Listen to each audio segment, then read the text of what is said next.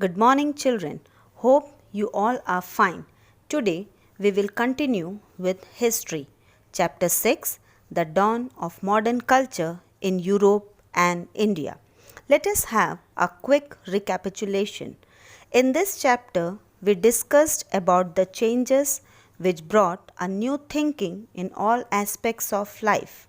This was the period when urban middle class emerged, and along with the development of trade, urbanization flourished and people started exchanging knowledge. The three important processes which occurred between this period are called the Renaissance, the Reformation and the Enlightenment.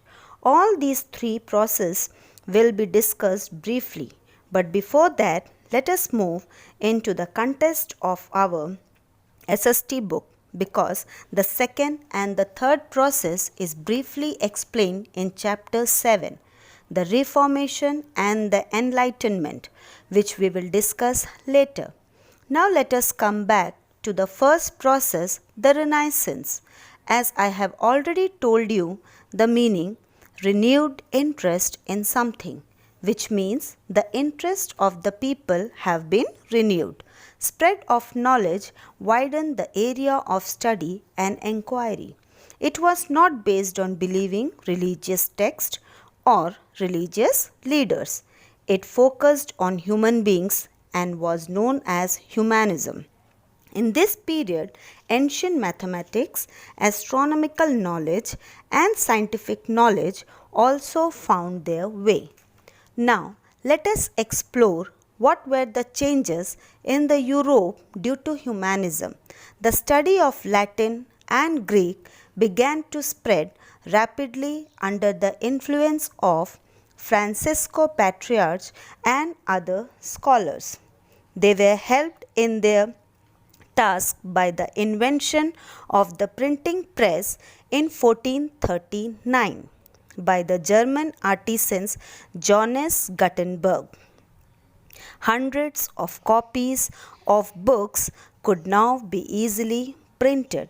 The scholars chose to write in the regional languages they knew, like Italian, German, English, Flemish, and French. They wanted to write in a language that the common people could easily understand. Middle Ages learning focused on religious themes, but humanist study focused on the daily life of people. The humanists didn't hesitate to air their views about the church and to even criticize it, even if they depended on the church for their living. They took critical look at many of the church's view and actions. Now the question arises whether the women also participate in humanist studies. Yes, though in those days women were expected to look after the households, but there were a few women who broke these barriers and studied Greek and Latin, making a name for themselves among the humanist writers. Another famed humanist was the Italian Niccolò Machiavelli. He published an important book called The Prince in 1513.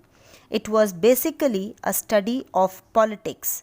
It investigated how the political processes actually happen in the real world rather than some imaginary or ideal situation. Humanist studies strengthen people's power of self-expression and critical thinking. Among the permanent changes it made, the most important were liberal classical education and intellectual freedom. Now, what changes does humanism brought in India? In India, Sanskrit, Persian, Arabic and other classics were widely studied and translated. This was the age when the Munshis and the Munims became indispensable. They wrote many books about the Mughal period. Their analytical skills and descriptive powers are reflected in this treatise. The middle class during the Mughal period had one more striking feature. It represented a mix of Indian and Central Asian cultures. The people took inspiration from all these different sources.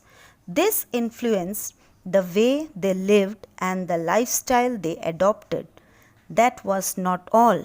Though they depended on emperors and kings for their livelihood, they were proud of their independence, even criticizing them.